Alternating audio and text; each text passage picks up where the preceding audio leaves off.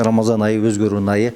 Биз бул айда кулк мүнөзүбүздү жакшы тарапка 100% өзгөртүшүбүз керек.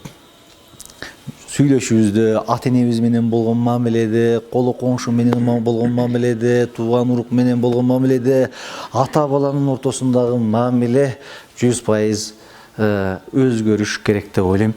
Жаштарыбыз үй бүлө саясатыны ушу үйлөнүштөн алдын биз жакшыраак окуп алышыбыз керек.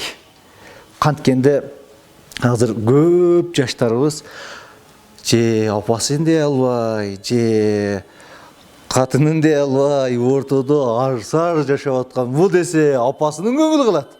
Мындайга барса ата өлөт, бияка барса өзү өлөт дегенде, бияка барса ата-энесин наразы кылат, бияка барса аялын наразы кылат. Баягы жашоогун билбестен көп маселе жаралып атат. Алымдар айтат экен, үйдөгү эң чоң проблемалардын бири, үй бүлөдөгү өзгөчө кайнене менен келиндин ортосундагы проблеманын чыгышынын эң негизги себептеринин бири бул кызганыч дейт. Эне баласына кадимкидей кызганат экен. Эки күндөш болсо, эне андан да катуу кызганат экен. Кызганычтын айынан көп маселе жаралып, жаштарыбыздын ажырашышына келген себептердин эң чоң себептердин бири кызганыч. Но жаштар саясатчы болушубуз керек. Жаштар саясатчы болушубуз керек. Үй бүлөдөгү ортодогу жылуу мамиле, сүйүү, татынакай мамиле эч качан ата-эненин артында болбош керек. Ошон үчүн биздин кыргыздарда атанын көзүнчө балаңды өппөйт деп коет. Деп чоң аталарыбыз кээде балаңды өпкөндө не кылып атасың, уяты жок деп коюшчу. Ошол сөз, бул деген сөз баягы ортодогу мамиле бала менен, өзүнүн ата менен болгон ортодогу мамиле өзүнүн атаңа билинбеш керек. Аялың менен болгон баягы сүйүүң, татынакай, алтыным, чырагым, күнүм, жылдызым дегениң 4 дубалдын ичине киргенден боло берсин да, атаң, ата-энең көзүнчө сен батыр, хат дегенде келинчегиң жүгүрө турган, хат дегенде келе турган, ушундай. Биздин аталарыбыз баары ошону каалайт. Сиздер да ошону каалайсыздар, ошондой эмеспи? Баарыбыз мындай катуу бармаганды каалайбыз. Ошондуктан ортодогу сүйүү, мондай мамиле эч качан сыртка чыкпаш керек. 4 дубалдын сыртына чыкпаш керек. Апаң билиш керек, сени батыр деп билиш керек. Могу бала кандай десе, мен кетир десем кетирип коет деп билиш керек. Ошондо жылуу мамиле болот. Татынакай жашоо жүрөт. Анан кийин качанда сен коркуп калганыңды, көзүң карап калганың мындай тиктегенде, мындай көзүңдү бияка алып качкан күнүң маселе жүзө башталды деген сөз. Бүгүнкү күндө тирүүлөй жетимдер көбөйдү. Тирүүлөй жетимдер көбөйдү. Балдарыбыз, жаштарыбыз атанын мээримине, апанын мээримине муктаж жаштарыбыз толтура. Булар эртеге жаштар биздин келечек. Үй бүлө деген бир мамлекет. Падыша бар. Ошол жерде жардамчысы бар. Үйдө падыша жок, жардамчысы жок. Анан кийин баягы жаштардан кайсы ыймандуулукту күтөбүз? Ошондуктан эгерде 99% жашаш мүмкүн эмес, 1% жашаш мүмкүн болсо, сураныч ажырашпайлык, токтотолук, үй бүлөнү сактайлык. Аталар, апалар, эгерде 99% мүмкүнчүлүк жок, 1% мүмкүнчүлүк болсо, ошо балдардын үй бүлөсүн сактайлык, небереңиз жетим болбосун. Көчөдө калбасын, тирүүлөй жетим болбосун, атанын мээримине, апанын мээримине муктаж болбой чоңойсун. Келиниңиз жакпай атабы, балаңыз жакпай атабы, базарга барыңыз дагы 1 килограмм жакшы сом эттен алып келиңиз дагы туздан көбүрөөк кошуп туруп, калемпирден көбүрөөк кошуп туруп ачуу жеңиз. Анча-мынча кемчиликтен көз жумуңуз. Сактап калалы үй бүлөнү. Балдар кайга барат? Балдар сиздин балдарыңыз, сиздин неберелериңиз, сиздин келечегиңиз. Кетирип туруп башкасын алып алат деген сөздөн биз алыс болушубуз керек. Бул дүйнө кайтар дүйнө. Бүгүн сиз бирөөнүн кызыны 2 балалуу кылып туруп, ушинтип жашап туруп, анын тамагына, кийген кийимине, жүрүм-турумуна киришип кетирдиңиз. Сизде дагы кыз бар, таксырым. Кайтар дүйнө эртеге сиздин дагы башыңызга келиши мүмкүн. Сиздин дагы ушинтип кызыңыз эртеге кор болуп келиши мүмкүн. Кимдир бирөө сиздин кызыңызды ушинтип кордошу мүмкүн. Келиңиздер ойгонолук.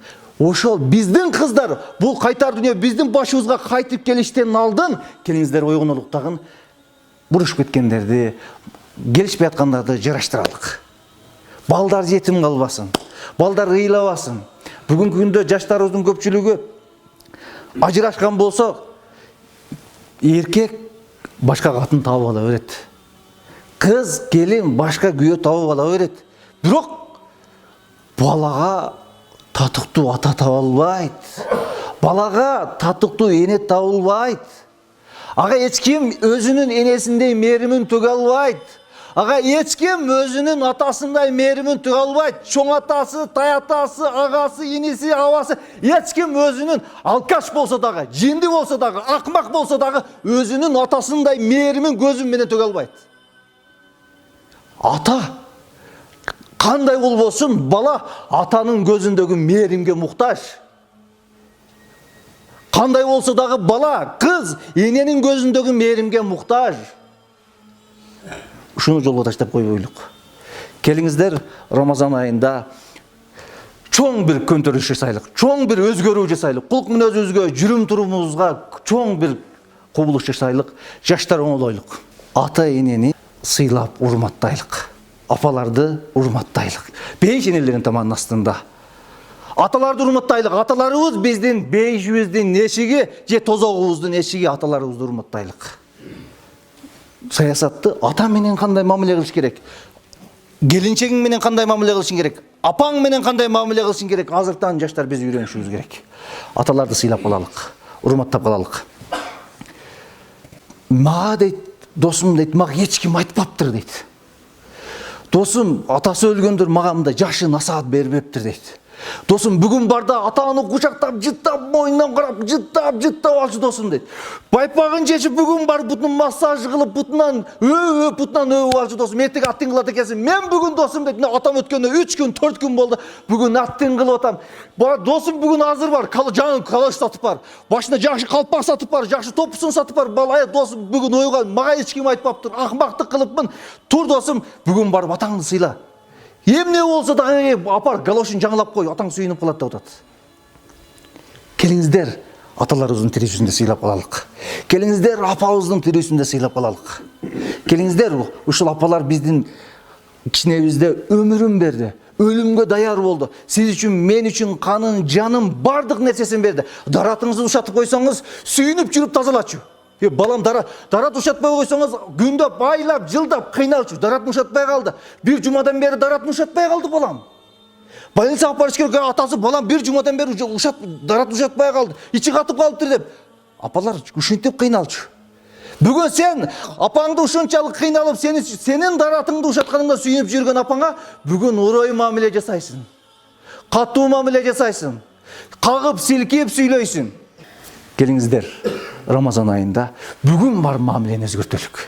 Бүгүн барыңыздагы атаңызды барып кучактап, жытына тоюп, бутун массаж кылып берип, жакшы мээриминен төгүп кучактап алыңыз.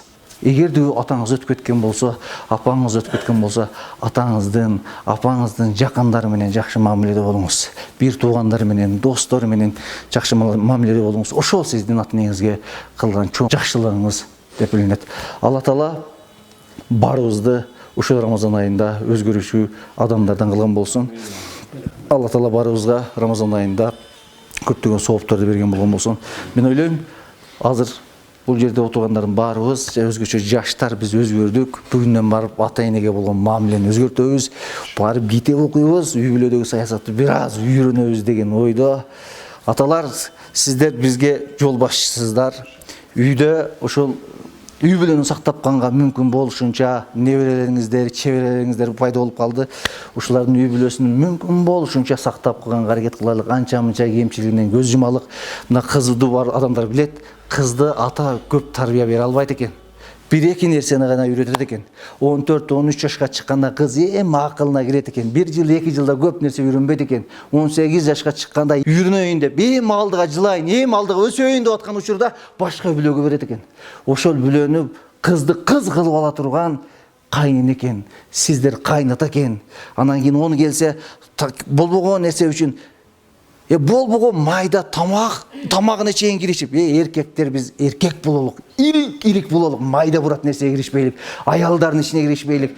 Мону берге коюп коюпсуң, идишти бияга коюп коюпсуң, тамакты майды көбүрөөк куюп коюпсуң, азыраак куюп коюпсуң, тузун көбүрөөк салып коюпсуң, азыраак салып коюпсуң. андай майда чүйдө нерседен мен ойлойм, эркектер, кайнаталар андай нерседен көз жумуш керек, кайненеге ташташ керек. Кайнене тарбиялайт, кызды тарбиялап турган ошол бүлөсү, күйөөсү, кайын журту болот экен. Келиңиздер үй бүлөлөрдү сактайлык деп кетмекчимин. Баарыңыздардан Алла ыраазы болгон болсун.